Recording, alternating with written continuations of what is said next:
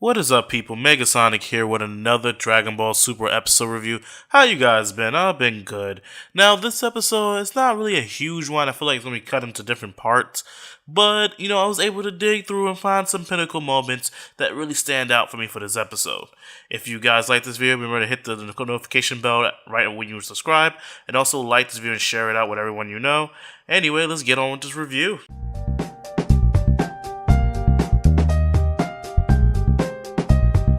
So the episode kind of focuses on the relationship between Khalifa and Goku and Kale. And Khalifa wants to fight Goku, and generally we knew this from last week's episode that this was coming. And Khalifa is infatuated with Goku's strength and abilities, so she's like, she can't wait to fight him. So let me tell you about my first pinnacle part. I like to say that Goku, even though he's in kind of a rut physically, he is still a great martial artist. Like, he has proven that time and time again that he is still one of the best fighters in Dragon Ball Z, and I'll explain to you why. Goku constantly uses different techniques from the original Dragon Ball, such as the After Image technique, which I'm surprised they brought back. That's a technique that I haven't seen Goku use since probably his fight with Piccolo. Like, that's how long it's been, guys. Like, pushing a good 30, 20 years. Like, before I was born. So seeing that technique back really got me excited, but also Goku holding his own in his base form really shows the distance and skill, because similar to how Master Roshi survived most of his fights, Goku is obviously much more trained and much more, experienced fighter than Kel, and Whis points this out that how Khalifa is, I said Kel, but I meant Khalifa.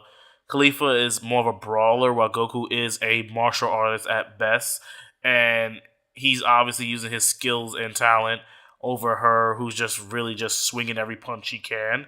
So I like that sort of thing, because it kind of reminds you that Goku is still a martial artist. He's still a kung fu god. The second pinnacle moment I'd like to get into has to be the extreme powerful fight against the two Super Saiyan 2s. Now, Goku versus Kale. I keep saying Kale.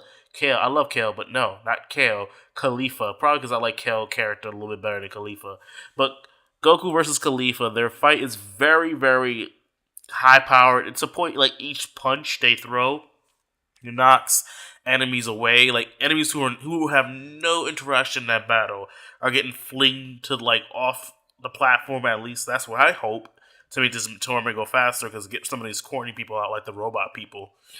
But which I like about this episode is the fact that Goku is using his fight with the two Saiyan females as a way to get his body back to its normal state, as well as hopefully pushing him to an edge where he can also be able to unlock the Ultra Instinct so he can go back and fight Jiren, which is very interesting point that brings out. Just that fight in general was high speed, and even like the Zenos were like, they're getting faster, oh my god, like they're getting really fast. And at least in the third pinnacle moment for this review has to be the fact that Kale, my girl Kale, jumped right in with her sister and was ready to throw hands with Goku. And I'm like, yes. Goku calls in Kale, and Kale's like, fuck yeah. And like, they're like, oh, we're both going to learn how to do Super Saiyan 3. And they're like, just duking it out with Goku. And Goku is holding his own, but obviously they're pushing him really strong to the point at one point in that fight, he gets knocked back and he's forced to go with Super Saiyan like 3 for like a good minute. And generally, he kind of points out that Super Saiyan 3 is hard to maintain, especially with his body in that sort of condition. And I have to say, this is interesting to get put this attention to Super Saiyan 3, because I don't know Toei Animation knows, but the fan base is kind of like just put a gun to Super Saiyan 3 is ready to shoot it and like take it in the backyard and just pop it in the head like, oh, Lassie, because it's just like, it's probably the dumbest form to have.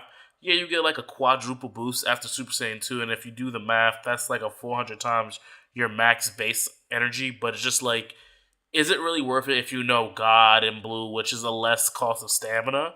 Like, come on, Super Saiyan 3 is pretty much like one of the worst Super Saiyans to have. Yeah, it's pretty stronger than 2 and 1, but it's just like, is it worth it? If you're a skill fighter like Goku, do you really need to use it? Because he didn't bother to transform into it until after like he almost got hit with like that combo attack from Kale and Khalifa. But anyway, so those are the three pinnacle moments. I know this review is short, but then again, it's not a lot of dialogue. It was a lot more action, which I'm quite fond of a Dragon Ball Super series. And just seeing these characters interact and battle really put a smile on my face. Because, we were waiting for that rematch since, like, how many, how was the last time they fought? Like, episode 100 and, like, episode, like, 100 or 99, right?